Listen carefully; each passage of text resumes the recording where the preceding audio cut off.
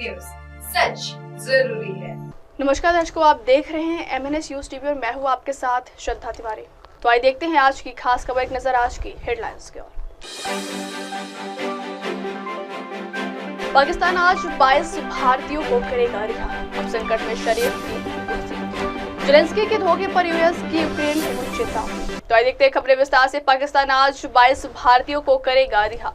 पाकिस्तान की जेलों में बंद मछुआरे अपनी रिहाई का इंतजार कर रहे हैं। कई मछुआरे अपनी सजा पूरी कर चुके हैं, इसके बाद भी उन्हें रिहा नहीं किया जाता है। पिछले दिनों भारत सरकार ने पाकिस्तान को अल्टीमेटम दिया था कि वे आने वाले दिनों में भारतीय मछुआरों को जेल से रिहा किया जाए। अल्टीमेटम का असर हुआ और अब पाक की जेलों में बंद 22 मछुआरों को शनिवार को रिहा किया जाएगा।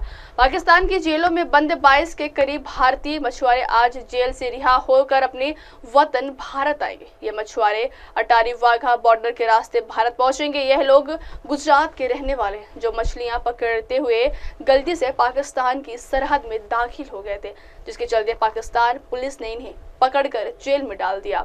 यह लोग अपनी सजा पूरी कर आज अपने देश वापस लौटेंगे। पाकिस्तान और भारत नियमित रूप से समुद्री सीमा का उल्लंघन करने पर एक दूसरे के मछुआरों को गिरफ्तार करते रहते हैं।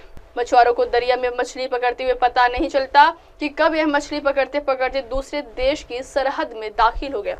इसके चलते इन लोगों को पकड़ लिया जाता है, जेल में बंद करके इनके साथ टॉर्चर किया जाता है, कई दिनों तक भूखा भी रखा जाता है। वहीं अब 22 भारतीय मछुआरों ने पाकिस्तान में अपनी जेल की सजा पूरी कर ली है और उनकी राष्ट्रीयता की भी भारत की तरफ से पुष्टि की गई।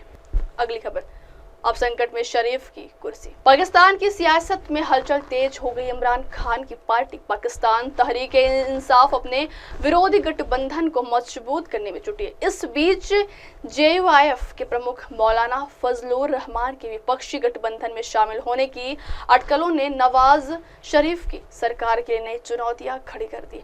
विपक्षी दल अब नए राजनीतिक समीकरण बना रहे हैं, जिससे इमरान खान को बड़ा फायदा मिल सकता है। PTI ने मौलाना फजलुर रहमान को विपक्षी गठबंधन में शामिल करने के लिए बातचीत तेज कर दी है।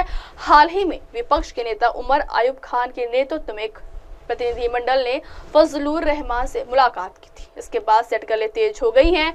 JUIF भी गठबंधन में शामिल हो सकती है। अगर मौलाना फजलुर रहमान विपक्षी गठबंधन में शामिल होते हैं तो नवाज शरीफ सरकार की स्थिति और कमजोर हो सकती है। सरकार के खिलाफ बढ़ती नाराजगी और विपक्ष की एकजुटता से शरीफ की कुर्सी संकट में आ सकती है। PTI और तहफ़्फ़ुज़-ए-आइन पाकिस्तान अब सिंध में अपनी स्थिति मजबूत करने के लिए बैठकें कर रहे हैं। अगली खबर, जेलेंस्की के धोखे पर यूएस की यूक्रेन को चेतावनी। अमेरिकी राष्ट्रपति डोनाल्ड ट्रंप यूक्रेन के बाद मुश्किलें बढ़ रही हैं। इस बीच उन्होंने राष्ट्रपति जेलेंस्की को चेतावनी देते हुए रेयर अर्थ मिनरल्स की मांग की। ट्रंप ने कहा है कि रेयर अर्थ मिनरल्स दो वरना स्टार लिंक नहीं मिलेगा। जेलेंस्की के साथ ट्रंप के विशेष प्रतिनिधि की बातचीत में यह चेतावनी दी गई। दरअसल जेलेंस्की ने $500 बिलियन के मिनरल्स रास्ते में सस्ते में देने का वादा किया था, लेकिन बाद में यूक्रेन अपने वादों से मुकर गया। ऐसे में सवाल उठता है कि यूक्रेन में जो अरबों का खनिज भंडार है, क्या उस पर अमेरिका करेगा कब्जा। दरअसल कुछ दिन पहले भी ट्रंप की तरफ से मिनरल्स की बात सामने आई थी, लेकिन अब वो इसको लेकर काफी सीरियस हो गए।